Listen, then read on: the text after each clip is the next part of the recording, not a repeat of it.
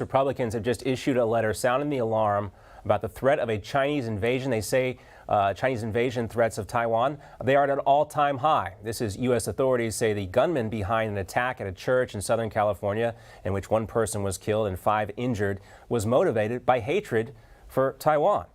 Congressman Byron Donalds was on our show yesterday, and he said President Biden doesn't want to talk about that shooting because it might escalate tensions between the U.S. and China.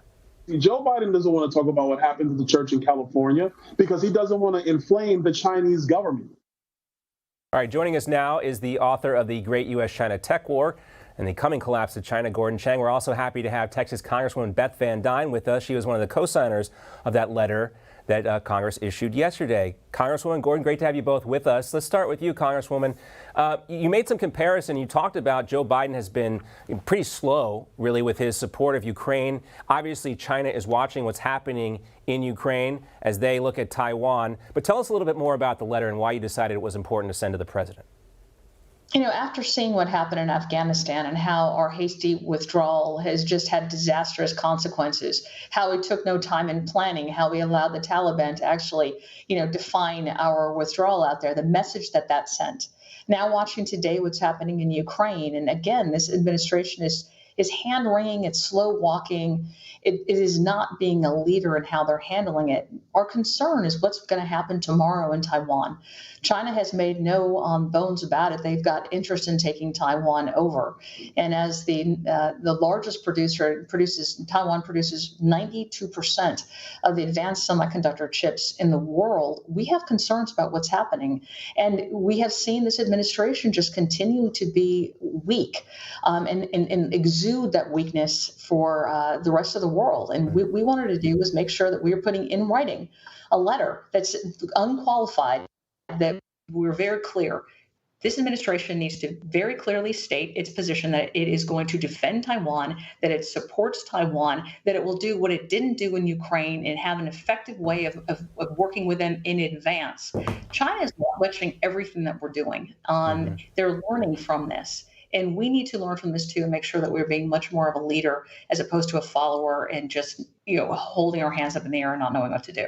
And Gordon, it seems like the only thing maybe stopping China from invading Taiwan is maybe perhaps watching the Russian military failure. Maybe that's giving them pause. But I also wanted you to kind of comment on what the Congresswoman said there. Do you agree with her in that letter? And we heard from Congressman Byron Donalds yesterday. He thinks that President Biden didn't want to talk about the shooting in California because it might inflame tensions with the Chinese. Yeah, I agree with the Congresswoman. The threat to Taiwan right now is higher than it's been since 1950, when it looked like Mao Zedong was actually going to invade and actually didn't because of the Korean War. But right now, it's a very volatile situation. We have a Chinese leadership that has made it very clear that taking over Taiwan is the test of its legitimacy.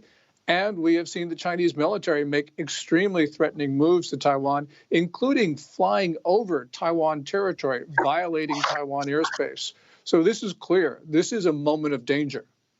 Congressman, why do you think the president has been so muted about China and Taiwan? What's holding him back? It's a great question. I just think you have a very weak president. I think you've got people who he surrounds himself with that have no idea. They're very passive. They're not leaders. And he doesn't know what he's saying half the time. In one moment, he'll say that he's going to hold Taiwan accountable. The next moment, he has his press secretary and his cabinet members walking back his statements. I don't know why he is doing that, but the fact is that all of us who are having to live under this administration are dealing with the consequences of this weakness. I don't know why he's doing it. Do you think it has anything to do with Hunter Biden's business deals in China? Possibly. I mean, we have seen him continue to capitulate to China and quite honestly to Iran and to Russia.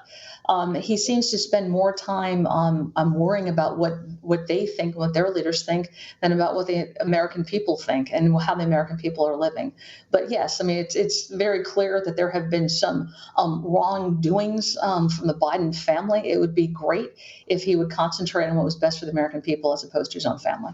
Well, I know you take this seriously. I know Congress will investigate this if the GOP does take back control of the House. But what do you think, Gordon? I mean, is Hunter Biden and Joe Biden's business ties to China any reason why he might not be more vocal about this issue? Well, it certainly could be. And there's another Hunter Biden factor, and that is that Hunter Biden was on Chinese soil. If he did anything compromising, when we know that he's a troubled individual by his own admission, then the Ministry of State Security will have evidence of that. And that actually can be used for blackmail. And that, John, is something that we would never know. The money, we will find it eventually, because money always leaves a trail. But blackmail sometimes doesn't. And that's why the American people have got to be concerned that the Chinese regime actually has something over the president of the United States. Will we ever know? That's the question we all have right now. We'll have to leave that question unanswered for the time being. Great to see you both, Gordon Chang and Congresswoman Beth Van Duyne from Texas. We appreciate it.